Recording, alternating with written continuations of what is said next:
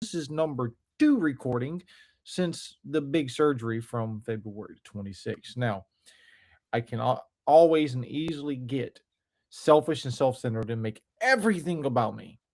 But today is not about me. Okay. It's far from being about Kevo. Everybody knows who I am. If you've been following us on social media, Apple, Spotify, YouTube, whatever, it doesn't matter. LinkedIn, doesn't matter.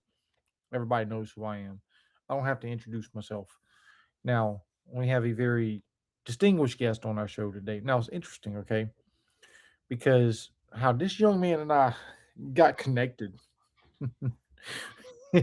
He reached out to me probably about 8 months ago, maybe 6 months ago, whenever it was around fall, sometime in the fall of last year. And he was, we were talking about, he reached out and said, "Hey, I would like to see about, such and such on your podcast, so on and so forth." And just like I do with all scam artists, I sit there and send them a whole bunch of emails back. And the guy was like, "Whoa, whoa, whoa, hold on. I'm not a scam artist. I've been there, done that before." And I'm like, "Prove it." So that's how we got introduced to each other on social media. And come to find out, he's not actually a scam artist, and he actually just wants to get on the podcast. Like, I'm not a bot. Fancy that. Right. So we're here to talk about some critical concerns and some major issues, and of course, talk about his book. That being said, if anybody hears anything today that is triggering to you, please reach out and seek help immediately if need be. You can go to a local emergency department, local crisis center in your area. If you stay in the Western Hemisphere, US, Canada, South Central America, there's two numbers you can also dial. One is 911, and the other one is 988 for the local, for the National Crisis and Suicide Hotline. So, that being said, Mr. Colin Belcourt, how are you doing? Is it Colin or Colin? Everybody pronounces it different. They do? All I've ever heard is Colin. The most Colin, I get okay. is people say one L or two L's, and I'm like, right, I forget the two L people exist. Although one guy Right. was just like, I had connected with one guy one time and I didn't even realize it. And I had said, oh, like, cool, Collins Unite. And he said, oh, thank God you only have one L and you're not one of the two L's. And I was like, is there a turf war between us? Like, is this a thing that I've never been privy to? It was very shocking. Right. Actually, hearing you talk about that story about the about us meeting, I was like, now afterwards, I'm going to go back and find that first message that I sent you because I can't remember your response exactly, but I remember I was just like, oh. It's like, I don't know. Do I come across as like a catfish or like a bot or something? But then I was like, wait a second, it's LinkedIn. You always get those like soft cold calls where people are like, I would love to connect with you, I find you so fascinating, and you're like, oh my god, thank you so much, and then 2 seconds later it's like, do you want me to generate 500 leads for you? Like, Right. no. So much Mm. for me being fascinating. But yeah, no. So I definitely want to go back and find that now because No, go ahead, please. Because that was so hilarious. That was so hilarious. I mean, I'm telling you, the very first conversation, absolutely, it was hilarious. it So, was because I think you said something too about like, okay, let's connect on WhatsApp then, and I was like, hell no, am I connecting with you on WhatsApp? What am I getting into? And then the minute I did, you were like, oh no, it's okay, and like you were like so warm afterwards, and I was like, okay, now I know. Now it's just the sales. right, right. Oh yeah. No, hey, listen, you're not wrong on that one. So, listen, you're here to talk about some important stuff, and we're here to promote your book too, right? And so your book, it is the Hour blue, the blue hour gospel. That probably doesn't. It reads backwards for me because my screen's Blue reversed. Hour Gospel. Weird, but yeah, Well, no, now, it's blue hour gospel, and it's all about. For okay, this is actually going to sound so funny because every time I say it, I'm like, it really wasn't that long ago. But it's all about growing up gay in the 90s and before all this like social media stuff took off, and how that set up a whole generation of folks, especially way before me, I'll say, although older ones before me, who were like already later on in life of having to go through this way before the trials and tribulations that we did. Um, and so it's all about what it was like for us, for our parents, for our lives, and how it's slowly affected us later on in life, especially with mental health, and some of the things that we have to go through. And yeah, everyone always says, why blue hour? And I'm like, well, because if you've ever been outside in the blue hour, which was also a popular thing in the 90s to be outside at nighttime, believe it or not, it's like that moment where if you look at something, it could either be one thing or the other because the blue is so hazy. And that's exactly the intersection of where a lot of queer people live their lives is this weird intersection of it could be this, could be this, not sure yet. Let's see where it goes. So I thought it was highly appropriate for this. No, and I think you're right. And for those of you who don't know, and maybe you do. For those of you who are listening or watching us, you know, being part of the LGBTQ movement, early on, during especially during the 1900s, it was almost like you were being stoned to death. I mean, it was almost to that point where if you were gay or part of that movement, you automatically had HIV or you automatically had Hep C or whatever the thing with the liver is, right? Just because of you're sharing needles or you're sharing, because of the type of sexual what have you, right? It was this huge stigma that, like, you know, it's almost a death sentence to be a part of the LGBTQ community. No, I'm not being like, for those of you who don't understand or don't know the history, I don't mean like physically being dead. I mean like it's literally a death sentence socially. Mhm. It's a death sentence mentally, psychologically, spiritually. Even some of the the DSM codes from back in the early 1900s when they first started coming up with diagnoses, it was a mental disorder to be gay, right? And so I love the fact that you have your book and how and even that we're on here, we're combating some of these stigmas to it because I think it needs to be talked about more because no, just because you're gay doesn't mean it's equals HIV or Hep C or Hep B or whatever. That just because Mhm. you're gay doesn't mean that you're mentally defective or what have you. Like none of that is even like that's all of those are myths now. Mhm, mhm. And if you even look back way before that, like throughout time, it's obviously gotten better in ways and worse in some ways. But like if you look back at major moments in history, even like we were at the Holocaust museums with the Auschwitz and Birkenau, and a huge like moment of gay history is there as well because there was a lot of queer individuals that were captured and brought into those camps that even when they were liberated were still left behind because of who they were. So it is, like you say, this stigma that carries on with you throughout all real eras of time, and it just evolves over time. So we just happen to find ourselves now in the tech era and all the challenges that brings. Yeah.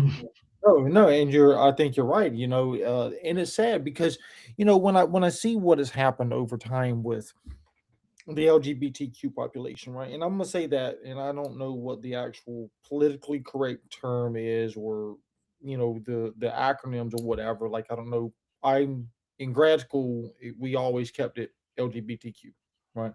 Some of the literature will say LGBTQIA plus. In general, though, it's the LGBTQ. Yeah. So if I say that, I'm meaning also for those of you who don't know me and don't know my personality, I'm not being disrespectful if I don't throw the whole acronym in there. I'm just using what I learned in 2018, 2019 going through school. So I'm gonna use that part. But I mean the whole piece of it too. Um but anyways, like when I think about like what happened with the history of right being stoned to death, being diagnosed as mentally defective and all of that, Mhm. it makes me think of um, you know, like and I'm not trying to be say one is worse than the other, and I'm not trying to disqualify any history here at all, but it really makes me think about what's going on in the world today with Mhm. Russia and Ukraine, with now this stinking stupid Iranian war, and it's like, and I bring these two things up because you know our goal here is to love one another, is to bridge gaps, is to, let's spread love, let's spread empathy, let's spread awareness, let's spread, understanding.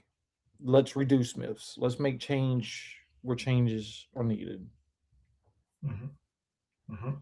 And to be honest, that was kind of what I also wanted to accomplish with this, is on more of a granular scale of just having community members recognize each other, right? And love each other. Because I can say, oh, queer history, like the world has been horrible to us.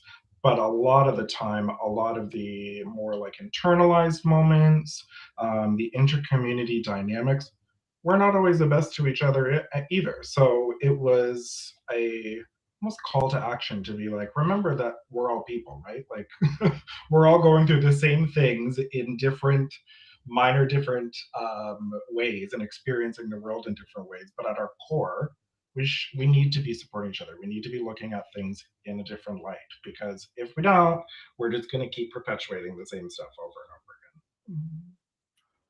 Oh, and I love that you brought that up because history repeats itself. And I think because we tend to forget Mm-hmm. about history, and I don't want to use the word like outright forget, but I think it's more so on the idea that we don't truly bring awareness to the history. You see what I'm Mm-hmm. saying? Like we Mm-hmm. just think, it can't happen again, or hey, we've been there, it's not going to happen again. Mm-hmm. And I think that you having that book, and I want to talk more about the book too. Don't get me wrong, but I mean, what we're talking about right now is important. But Mm-hmm. and I want the audience to know more about the book, so I definitely want to give you your time to, Mm-hmm. also talk about your book too. But I think that like, people tend to, we have these naysayers about like what, the Holocaust is, right? No, the Holocaust never happened. So what are you saying too? That slavery never happened? Mm-hmm. That, the killing of innocent people has never happened in ever at all throughout human history? What are you saying, that the fall of the Roman Empire never happened, or the fall of this empire, or the fall of the Greek era never happened? Like, you know, if we don't look at the history, if we don't go back in time to understand how events have unfolded or how human relationships were built, destroyed, damaged, so on and so forth, I don't think we can really build empathy. Mm-hmm. Mm-hmm. Empathy for ourselves, empathy for others. And the way I always look at it too, as I was told in when I like way back in school, was the pendulum always swings, right? It always goes, no matter what, it's going to go left and right, and it's going to go to extremes. So even though it may be one way now, it'll be the other way, but eventually it's going to come back around. And when I look and when I think about what you're saying about history repeating itself, is these micro moments or macro moments are just changing in micro ways, right? Like you may think, oh, this is so extreme, it'll never happen again. Sure, it may not happen like that again, but it's going to have the same zhuzh behind it where it's happening. It may look different this time, but the undercurrent remains there. And until you realize what that undercurrent is and try to figure out how to navigate it, it's not going to move the needle directly in either direction, if that makes sense. You're kind of just treading water at Yeah, no, I mean, I definitely would agree. I mean, it's almost like we're just being surface level, where it's like, we're that really, oh my God, just, hey, let's just build unity. point. Are we Love really and building light. unity? Right, right. And it's like the surface level acceptance, the surface level, so on and so right. Like nothing is really at the core of the human species, that I Hmm. talk about a lot. Um and one of the spiritual books that I love, I absolutely love, it says that love and tolerance is our code. When I look at the word tolerance, right? Tolerance means that you have a right to be, say, think, or what have you. My only obligation to you is to, hey, dude, you are, what you believe, whatever. So I am, whoever I am, blah, blah, blah, so on and so forth. And you have a right to think that. And my other obligation is to show love, right? Mhm. Same thing Mhm. with vehicles. I love a sports car. I got a good Mhm. friend of mine that loves American muscle. And I'm like, you can have American muscle. I'm gonna love my imports all day. you That's know. funny. That's a good analogy. Especially to someone who knows like zero about cars. I was like, yes, yes. Two different types. right, I'm right, keeping up. right, right.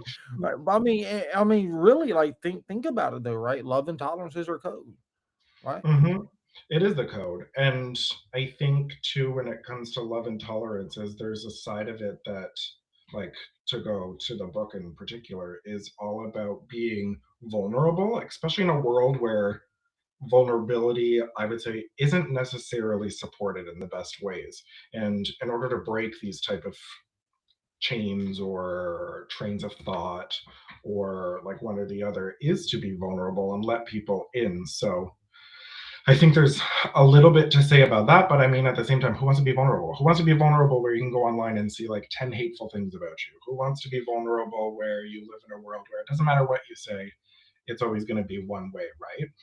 Yeah, So it just takes one person being a little bit more at a time, and maybe it just inspires someone else to yeah, say something or speak up or change something about themselves.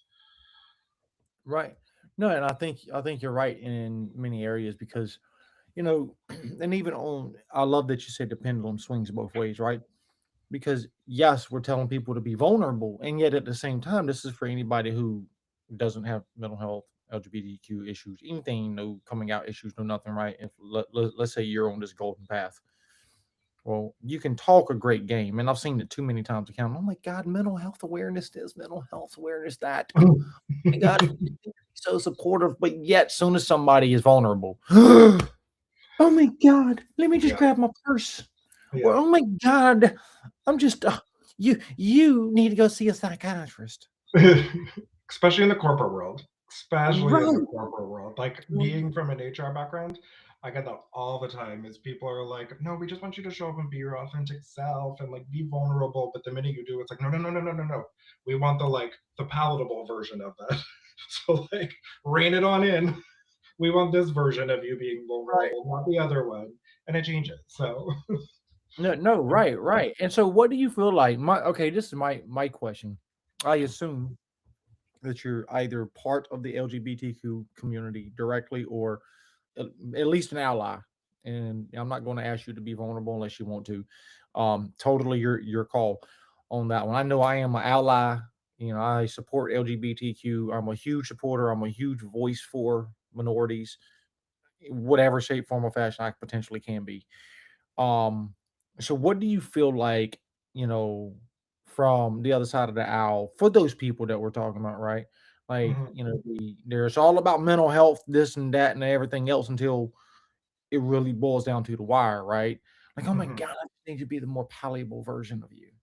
Like, mhm, what do you feel like through your experience needs to be done to help like bridge that gap there between those who are all about it on the surface level versus those who are actual genuinely about vulnerability, about helping, about showing up and being authentic. What do you feel mhm. like is some of that maybe a gap, or how do we bridge it? I mean, that's my question. I'm like an exorcism. Would that be simple enough? No. I think, like, personally, as a gay man, it's like when people tell you to be vulnerable or like share your experience or something. Um, I think, and just it doesn't even end with the queer like perspective. It could go anyone from like substance abuse problems, gender, like it doesn't matter what it is. If you, I find, are vulnerable, the natural reaction of the person in that scenario with you is to try to relate to it in some way, right? They're like, hold on, something similar happened to me.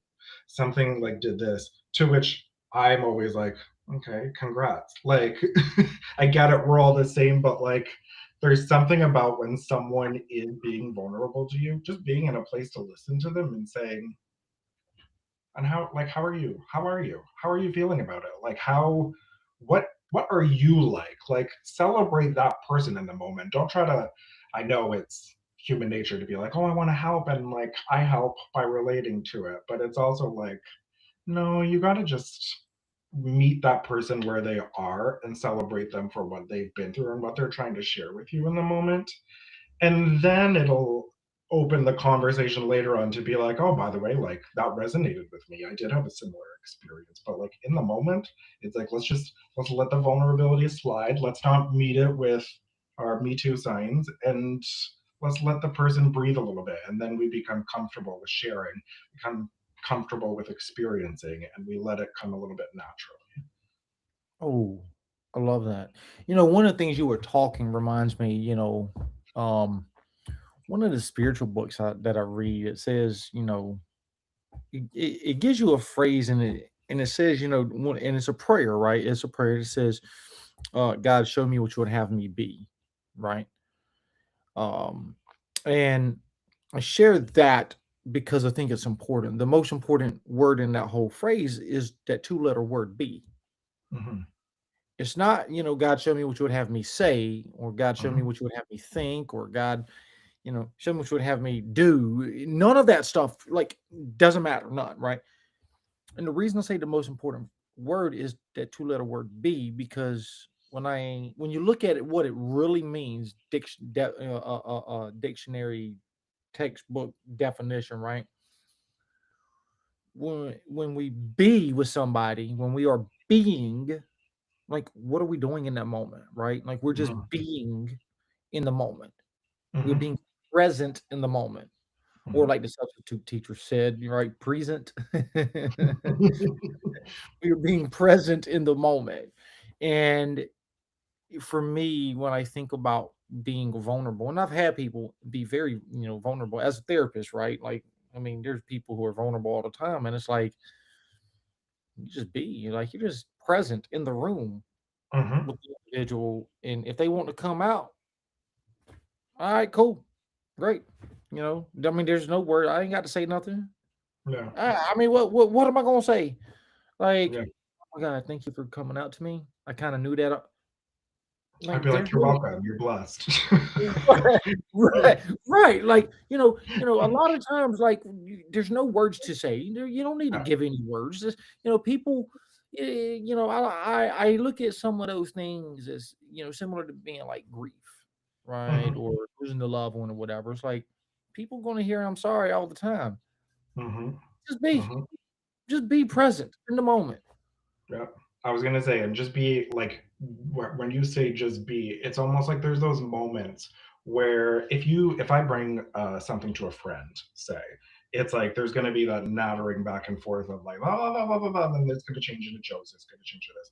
Whereas, if you take a vulnerable moment, that same vulnerable moment, and put it with like, say, a partner, he could be really good at just being in the silence, and that silence actually helps you because it doesn't give you the out of someone else talking and taking over. You are literally sat there in that moment working through things, and it's that silence and that being that helps you maybe start looking at it in a different way without it being steamrolled under the bus by, oh, let's have jokes, let's make this a little bit lighter, let's do this. And like you say, sometimes just being is more important than anything you could say.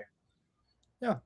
No, I mean, and that's the one thing that really kind of stood out to me as you were saying, like, when we talk about bridging the gap, like what needs to be done, Hmm. sometimes it's just being present. It's just being, having a relationship with the person, right? Like just being present in that relationship.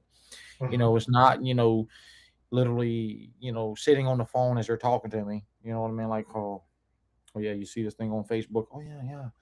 Oh, thank you for coming out. Hey, did you see this? You know what I mean? And I'm Hmm. just using this as an example, right? But like, Hmm. if you're on the phone, like if you're sitting there watching TV and watching the politics or whatever that's on TV, you're not really present with the person. You're not really Mhm, giving them the time, the space, mhm. that environment that they need in that moment as they are being vulnerable. Totally. And some people just need more to digest. Some people need less time, some people need more time. I mean, I don't judge either way. I personally think always the more the better, because and that's coming from me who's incredibly high strung, incredibly anxious, and expects something to like kick off right as soon as I say it so I don't have to think about it anymore. But I found to be more successful, it does benefit when you give it more time. So I would love to practice what I preach, but I don't. But I I did. mean, I mean, for example, so like writing this, my parents didn't know half of the stuff. Like, bless them, they weren't absentee parents. They were very like involved in stuff, but still, the difference between like gay life and straight life, they were not aware of about 85% of what happened to me, what was going through me in like different parts of this. So writing this, you want to talk about being vulnerable, I was like, they're gonna have to sit with this and they're gonna have to read it and they're gonna have to go through. I mean, they didn't have to, but they did, bless. And I gave them that space and that time. As much as I wanted to be anxious and be like, what did you think? Did you like this? Did you do this? Did you talk about this? Did you want this? Did you want to do this? It was like, no, you're being vulnerable. You're literally showing up in a place where you're putting yourself on a silver platter. Just let people be. And it goes two ways. So that's my way of thinking about it in that way too. Is that even though you want to let the person who's vulnerable you, I would prefer to let you be as well, because I would hate to like drop something major on you and then keep talking and talking and talking and put you in an awkward situation where you're trying to like you're trying to literally take it in but respond. And then if you say potentially the wrong thing or you don't say it in a specific way that that person likes, it can damage it even more, right? So it's a two-way. Everything is a two-way street. yeah.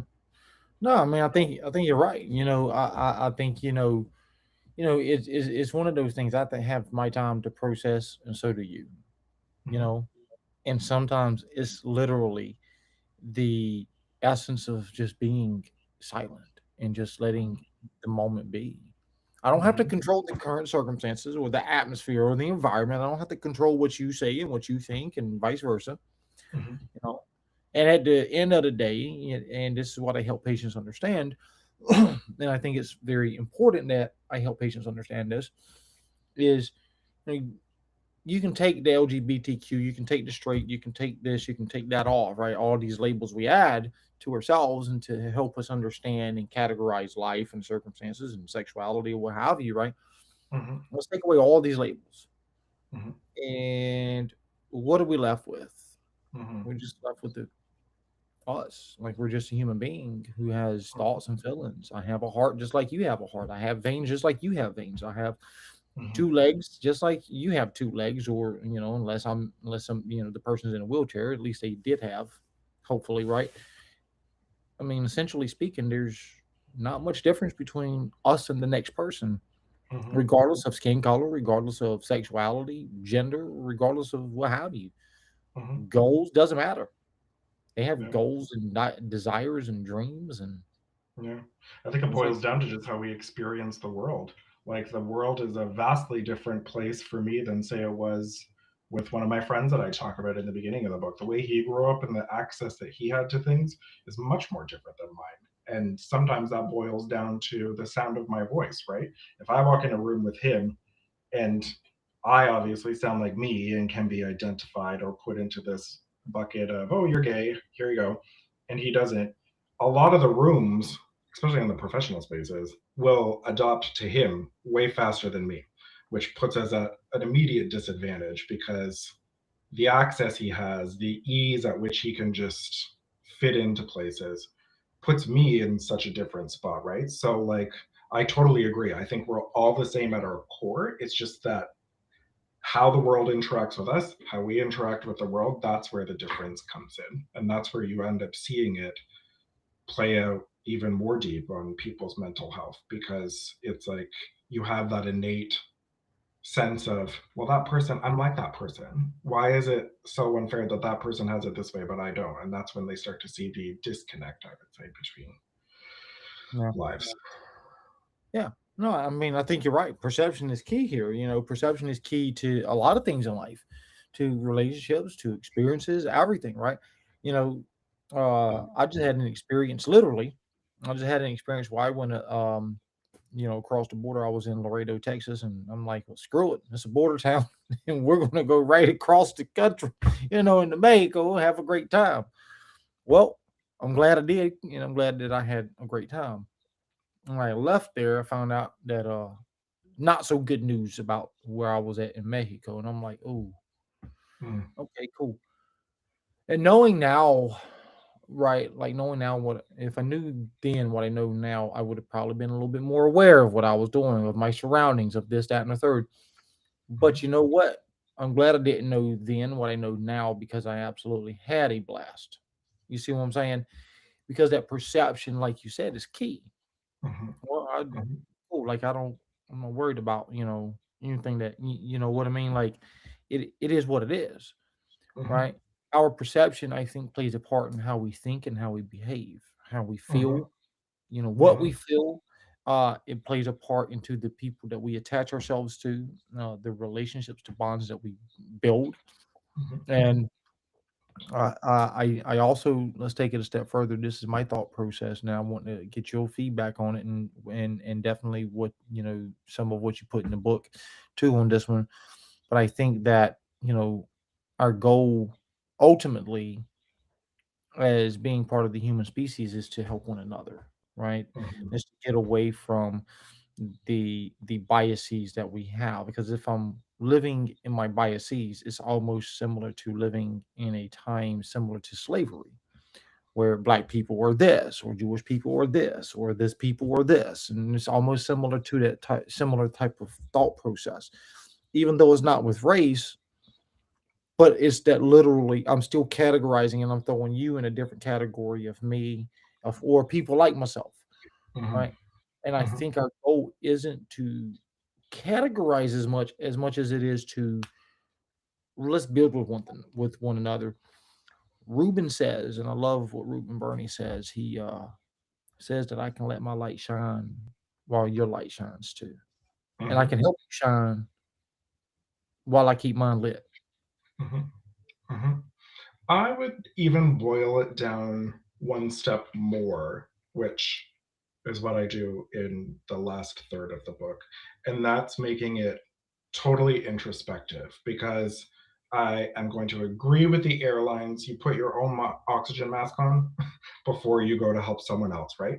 And I think a lot of people do want to do like you say, like they want to do better, they want to learn, they want to help out, they want to support, they want to love each other, but they don't know how to do that with themselves first. Like if we want to talk about perception too, the way we perceive our own instances is crazy sometimes because we don't realize how much it's colored by community perspective or media perspective or even just how we see other people and we believe, oh, that must be 100% correct because that person's doing it, they're so successful, so I guess I should feel this way.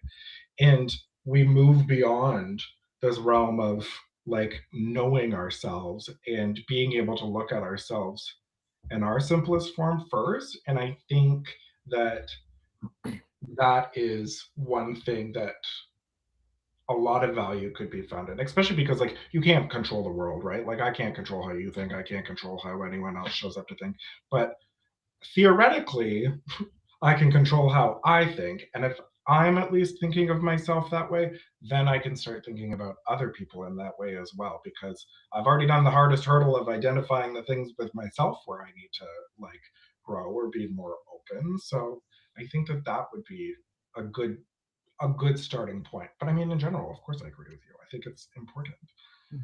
No, I mean, no, no, no. I love what you shared because and I've shared this before. We've had a lady on our show, Elisa Gracheva, if I pronounce, or maybe it's Gervais. I always get her name, her She's gonna be in the your last DMs right syllable. now, being like, "That's not my name." Right. Yeah. Right. I always get her last two syllables of her last name flip flopped. So it's what I originally think, but then it's flip flops. So I'm like, okay, I think yeah. So, but I think it's Gracheva.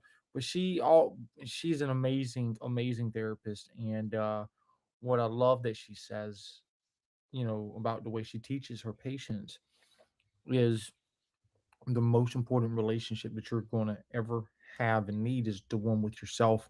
And in fact, it's so important. And if you don't believe me, you're going to most likely believe this one, because Mr. Collin is right on this one.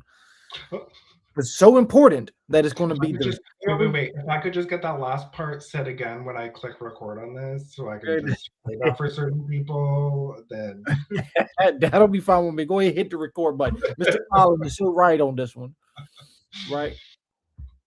And then the relationship with you is so important. yeah.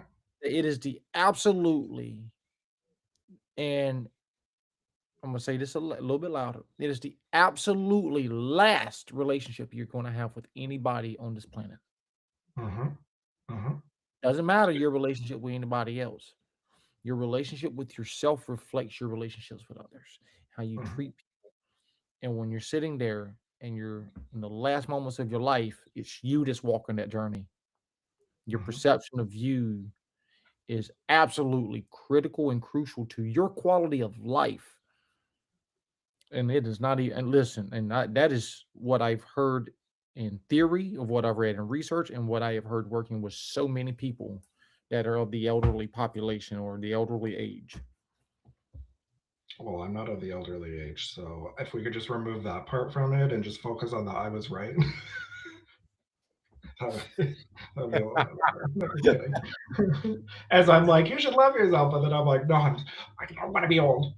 Um, but to build off what you were saying there, one of the common themes that I talk about a lot is the fact that like we haunt ourselves. We're almost living in a world where our own ghost is haunting us because if we want to go back to the pendulum or a spiral, we're always revisiting the same instances, at least, where we're experiencing the same things over and over and over again, but we just minor things have changed. So our pendulum is going back and forth. Oh, I experienced this pain over here. Now it's gone. Oh, look, it's showing up again over in this.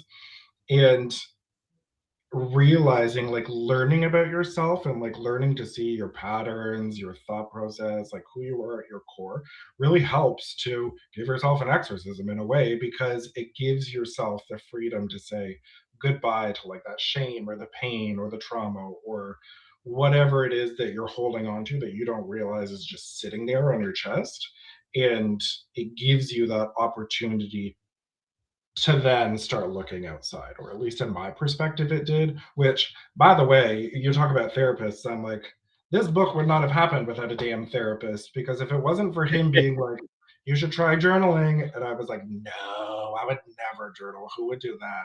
And he was like, you should. And then he kept making me do little activities, and then before I knew it, I was like, well, guess what? I wrote a book. So if it's bad, I guess I can blame you. um, it's so important, so important. So every time you talk about like a therapist or being a therapist, I'm like, yes, it's so important. Everyone needs this in their life. Everyone needs to like listen to at least like one thing that a therapist will say to them because it's like it opens doors. And it opens doors you didn't even know were there. Well, let me take it a step further then, Okay. right? One of my spiritual books says willingness is key. Hmm. Now, what happens in my daily life depends on how willing I am. Hmm. If I am Hmm. unwilling to do anything, ain't nothing going to happen besides the consequences of inactivity. But if I am willing every single day to the best of my ability, Hmm. life is going to be lifing and I'm going to be learning, and learning is going to be learning me, right? Like life is going to, it's going to be this beautiful thing that happens and blossoms into whatever it blossoms into. I don't know. Uh, at the end of the day, I get to learn, I get to experience, right? But it all depends on how willing I am. Hmm. I grew up, and I said this before, I grew up in a very dysfunctional home. And so I learned some very negative, derogatory things.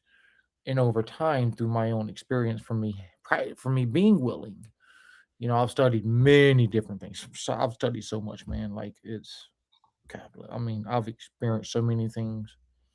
And one of the things I've learned through my studies and through my own experiences is if I want to change the way I believe and think and feel, the best way to do that is to immerse myself, in a culture, in a whatever, right? Like Mhm. if I want to really understand LGBTQ, I need to immerse myself in that type of group, right? I don't have to, you know, eh, uh, uh, um, you know, change my sexuality, right?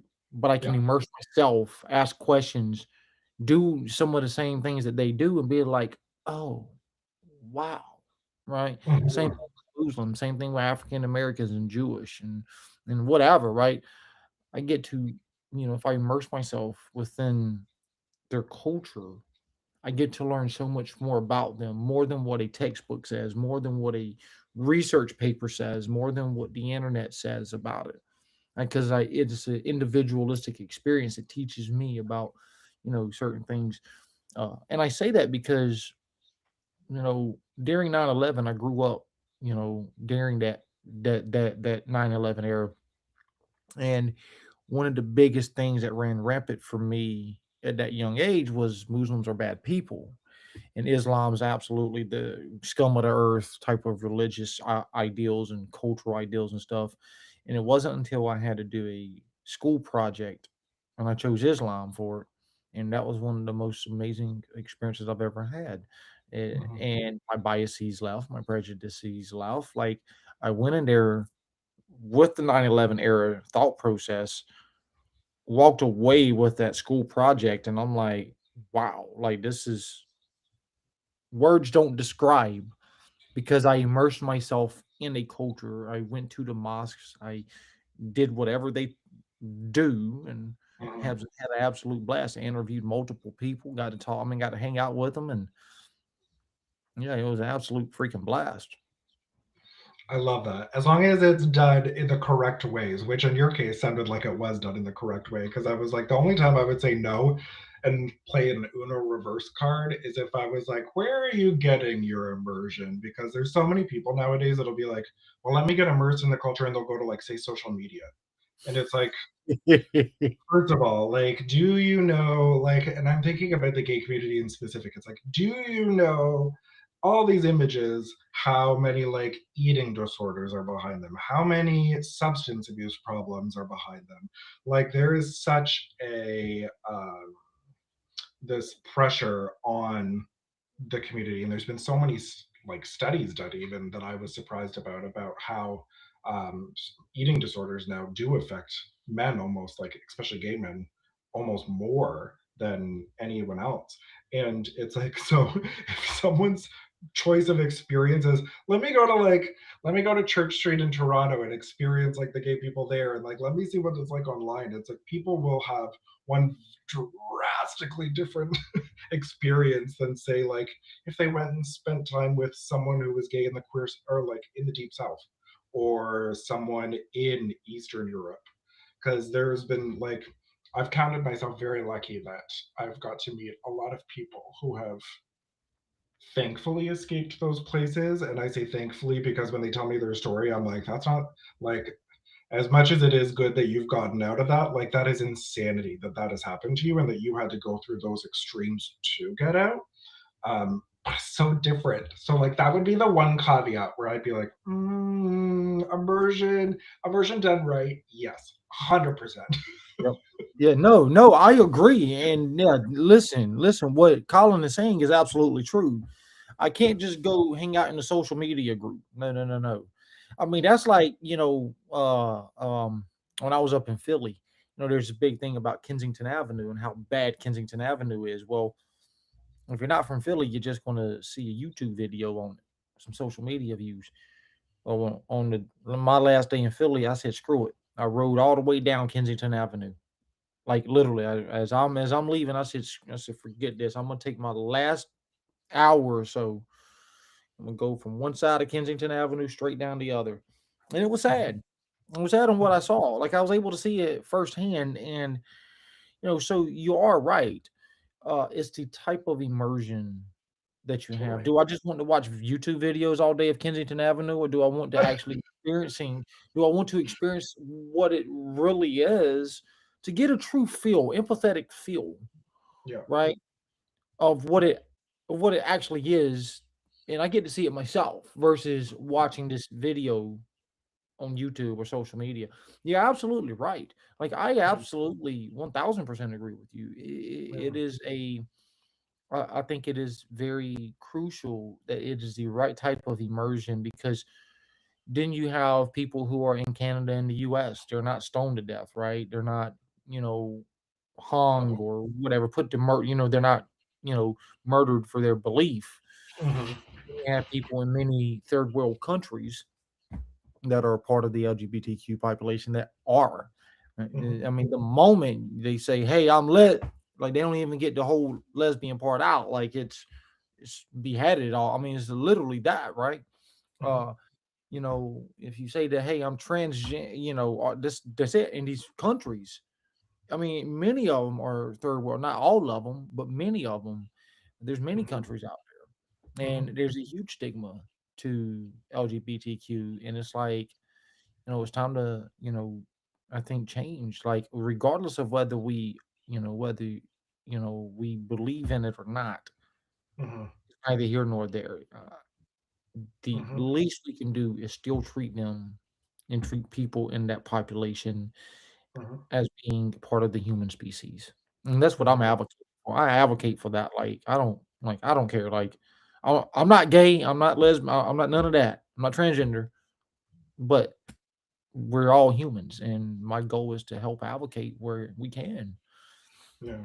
And I think the best way, almost, if I'm thinking about different types of immersion, is funny enough. And I don't, and I'm like, I'm saying this in my head, and I'm like, this is going to be the cringiest thing I've ever said in my whole entire life. Is Go reading ahead, by sir. my book.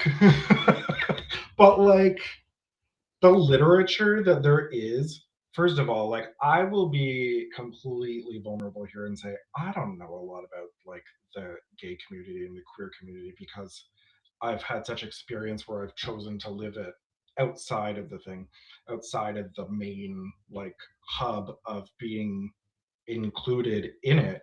But the more I read, and like, if you read my book, if you read something by Ocean Vuong, if you read something by Garth Greenwell, they all write about the queer, the gay, the immigrant almost perspective in such a human way that like you get a little bit of a sense of what it actually is like. And I think in the most accurate way, because yeah, it does have that parting, it does have that social media, that social aspect of it. But at the same time, it's balanced with all the real shit that's out there, right?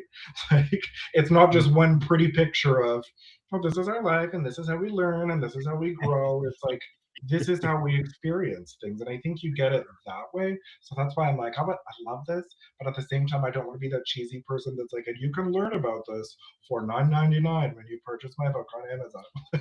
It just feels dirty. But those other names are great starting points. Oh god, I love it. No, no, no. Look, yeah, I mean, listen, you are right. I mean, there's so many resources out there Mhm. to buy, to read. There's, whether you want free resources or not. Like, you know, I would definitely encourage like anybody, like buy the book. Buy the Mhm. book on Amazon, right? Colin Belcourt. Oh. Look him up on Amazon. Buy the book. Buy other books too. Mhm. Uh, Go hang out at in that community. I mean, and you'll see that there's no difference, Mhm. right? They eat the same. People eat the same food that I eat. One of the best. Listen, this here's I actually shared about this. Well, I was down in Baton Rouge, um, and I wanted to go to I was going to in the recovery community, recovery space. One of the and I've been in the recovery space for 13 years now. One of the best recovery spaces I ever experienced. Dead serious now. And I've been to recovery space all over the US from I mean from coast to coast, right? And one of the best places I ever experienced was Baton Rouge at an LGBTQ recovery space. One of the absolute best. I mean, these listen, I had a blast there. Had an absolute What? blast. Right. Look, and you're talking about the deep, deep, deep, dirty South was Baton Rouge. I mean, you can't get no more southern and backwoods than Baton Rouge. I was gonna say, so when you're saying the LGBTQ, what was it, rehabilitation center? I was like, in what regards? Are we talking conversion? Like, not to like say anything bad about it. Like, I, I bless. I say it as a joke. Yeah, no, no. I mean, no, no. You're. I mean, there's so many things out there. There's so much stigma to the LGBTQ population, and my hope and my goal before I die, before my whenever my time expires, Mhm, is to at least change one country's laws mhm, where LGBTQ is not put to death in that country. Like that's my ultimate goal. I want mhm, to at least say that I was a part of that, mhm, that you were a part of that because somebody sat here and watched or listened to this episode today, mhm. and that they went to their state legislature in that country or whatever and said, "Hey, this, that, and the third." And I hope that this country flies you and I in so that we can advocate for. Hey, listen, Global. I was gonna say global sensation. I see it now. right, global sensation. Like the manifesting level here, we're all getting into. Like, listen, we're gonna speak it into existence, like The Secret says. Talk it into existence, right? One moment podcast, changing lives globally. I'm gonna get a banner that says that. I love that. Wow, but It's yeah, a good no, goal to have. do it. It's a good goal to have. Like, I think the global aspect, which is like one of the benefits, I think, of the social media ages, is really seeing what it, or like having access to talk to people all over the world and hear what it's like, because we are very segmented, especially on like this side of the planet, of what life is like. And like it does have its ups and downs, and it's not all perfect. A lot of people will always message me from, like, say different places like Nigeria or Eastern Europe, and they'll say like, oh, like it's probably so good there, and I'm like, I mean, in relation, yes. Hell, if we're going off of relative, yes. To a lot of people here though who have never experienced that, I'm not saying it's right or wrong, but to them, they're living in a horrible spot because of how they're treated or how like their local culture is. And to them it is something horrible, but like at least with the social media now, we get to, you have that opportunity every time I see someone in, say, one of the like groups, in the professionals groups, and they live somewhere else in the world. I'm like, oh my god, let me connect with them, because I just want to learn. I want to learn about you, what your life is like there, because hell, I know what my life is like here. Like, I want to know what it's like there so I can maybe help one day there, because I mean, I'm like you. I'm like, please let me do something good with my life where somewhere else in the world, all of a sudden someone becomes safe. That would be like the cherry on top. Yeah, no. Hey, listen, I'm right there with you. One of my good friends says, "What kind of legacy do you want to leave?" I don't mean like, and I don't think he means by like, what type of investments do I want to leave family? What type of this do I want to leave? What type? Right? I don't. It's got nothing to do with monetization here. Hmm. Uh, and I think you're right. I think, for me, man, I think my legacy is the same, right? Like, there's so many countries that, there's about a dozen countries right now that criminalize suicidal thoughts and behaviors and attempts. It's like, wow, you can't even go to your therapist or to a helping professional, even a medical doctor, and say, hey, I'm thinking about, Yeah. harming myself, or you go to jail. You see what I'm saying? Like, Hmm. uh, and I get that, people think that you can, legalize or criminalize or whatever, suicidal thoughts and suicidal behaviors, and it reduces the mental health problem. But no, it actually doesn't. It really doesn't. It just makes it where people can't talk. People Hmm. can't be vulnerable. I mean, same thing with LGBTQ. You can criminalize all day LGBTQ and, put their head on a freaking platter, but it's not going to solve, LGBTQ. right? It's not going to stop somebody from being LGBTQ or part of that population or what have you. It's just not. Suicidal thoughts are going to be there. LGBTQ is going to be there. Okay, and so what's the best way to to do it? Well, stop criminalizing. That's number Mhm, one. Stop penalizing. mhm, That's number one. Number two is talk, build mhm, relations, build relationships. mhm, Right. That's number two. So both of those things need to be done across across the world, across the globe, in every country. mhm. Yep. Because everything, like all those people, doesn't matter what you're criminalizing. They've just now, it doesn't, like you say, it doesn't poof, it's gone, right? It's gone in the sense that you can't see it. Maybe if that person can acclimate in a sense that they're not visually or auditory clocked by someone. But other than that, all you've done is just internalize it, and you've probably made it worse. Like if I think about half the instances in this book, if I had been comfortable about talking about it, I think about how different life would be in general. You know what I mean? Like if there's more support for young people and they become comfortable with saying, hey, you know what? I was assaulted. I have this. I had like something, I've gone through this sort of scenario where I was hurt in a way, right? That there would be a greater chance for these things to be fixed and for us to actually like help each other versus being like, nope, that doesn't exist anymore in my world. Thank you so much, but like that doesn't, no, it's illegal, and it's like it doesn't just go away. So that person's just taking it all inside of themselves and then becoming overly Yep. stressed, depressed, anxious adult. No, I definitely agree. And if you think about it from that perspective, I teach patients that we're just like hot water heaters, right? When that pressure relief valve fails, what happens? Mm-hmm. You Mm-hmm. know? And so when you criminalize and penalize suicidal thoughts, suicidal behaviors, LGBTQ this, LGBTQ that, you penalize and criminalize, add to the list infinitum, you're making people retract and go in. I Mm-hmm. can't talk now. I can't Mm-hmm. be a part of the human species. I can't be this. I can't do this. People aren't able to be authentic, right? And I think part of our human development, and this is truly what I truly believe is, and this is part of my theoretical modality. This is what I teach from clinically, right? Uh, I think part of our ultimate goal in life is to be authentic. Hmm. I think so. I think maybe I'm could be misunderstanding it, but like I think for the most part I would agree. Like when you think about being authentic, it's like everyone, I don't think there's a single person in the world that's like, you know what? I do not want to show up as who I am. I would love to keep this mask on.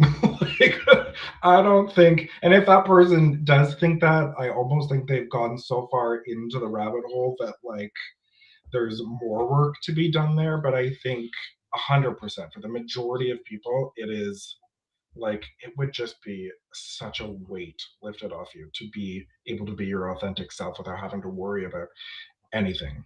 It's just, again, it's trying to find out what the authentic self is, because I know at so many points in this life, in this book, it's like, if you asked me at this stage, or when I was a teenager, or when I was in my younger 20s, or when I was in my younger 30s, who my authentic self was, it would have changed so drastically every single time that eventually you'd be like, wait a second, but there's like five different authentic versions of you now. So I think it's like a living, breathing thing. But yeah, I would go back again and be like, well, start doing that internal work, right? Figure out who your authentic self is in the moment. It's better than not figuring it out at all. Right. And just because you're a authentic self at the age of 22 doesn't mean it doesn't change at 35 or even 42 or 52. Or even Human 5 minutes. development is human development. If you look at even some of your not your philosophical theorists, but your psychological theorists, Sigmund Freud, Eric Erickson, some of those early folks in in the psychology field, a lot of them theorized lifespan development. Right, so we're continuing to develop and grow and learn and adapt and change and et cetera, even up until the moment of of the inevitable. Right, I mean, just because we're 82 doesn't mean we don't quit learning. I mean, we still continue to learn. At that moment, we're reflecting on if at least when I picture myself being 82, it's like, do I regret anything I've done in life? I was gonna say, now wait a second, Kevin. I'm like, I want to be 82 and not. I want to be 82, like having a breath.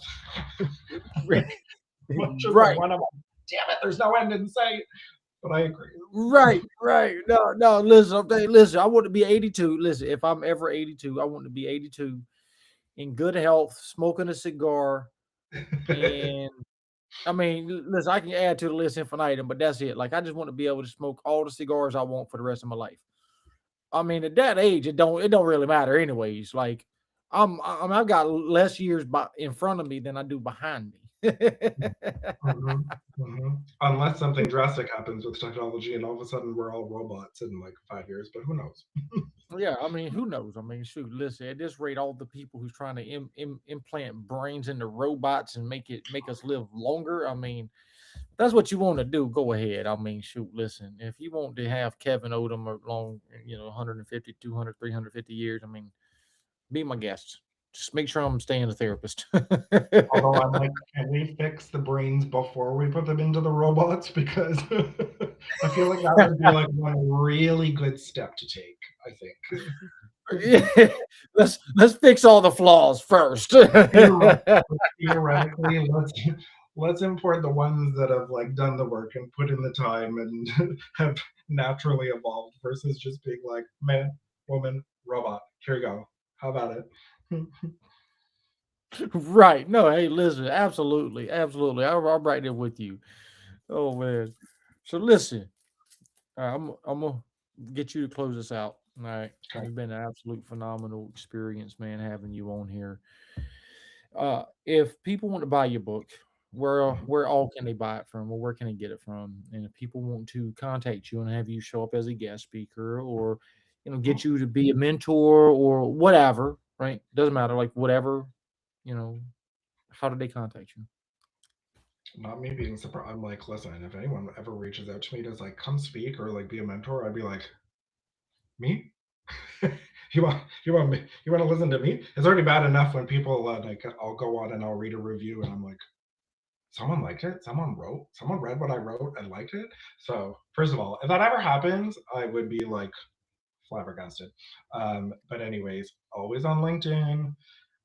Unfortunately, that is my major platform just because I've tried to shun every other version of social media for mental health and protecting that. However, unfortunately, thanks to my lovely creative guru, um, Brian, he has gotten me back onto Instagram as Colin is writing for my book.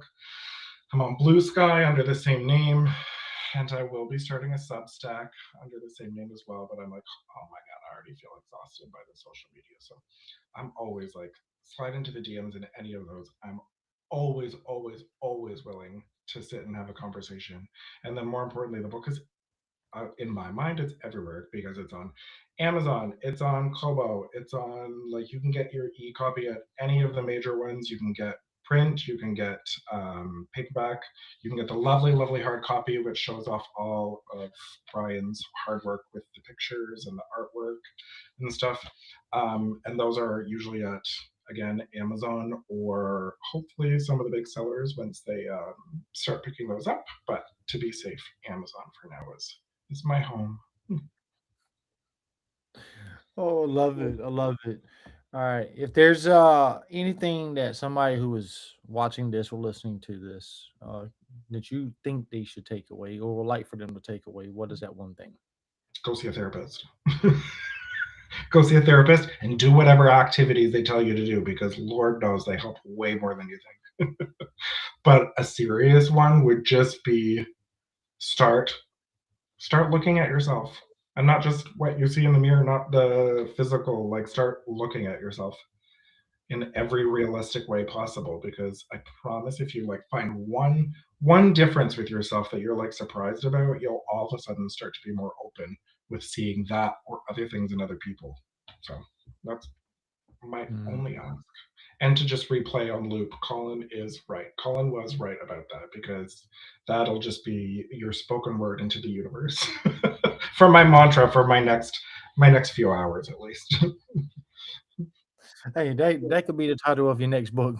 Colin was right. No, I've already got my title for the next one. I'm already working on it. I'm like, I can't hear that, or I'll be distracted, and I'll be like, Or fine, then you can have your title, then you can have up underneath it, AKA Colin is right. Or I need one of those. You know how on books sometimes you'll see like up at the very top, like a quote from like a source that's like, oh, this was this. For the next version, I'm gonna need Kevin. Colin was correct. Listen to what I love it. I love it. Oh my he god. says. All right. And what is your call to action? Other than buy my book, no. Um, just have patience, which again, super rich coming from a high strung, high anxiety functioning person, but like patience with yourself, patience with others. We'll get there. We'll get there one moment at a time. Wow. I couldn't have said it better than that. I mean, I'm sure patience you is a virtue. patience is a Listen, virtue I wish I could purchase.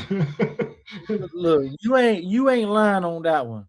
People always tell me, Evan, why don't you have some patience, man? Blah, blah, blah, blah, blah. And I'm like, since when did I need patience to live?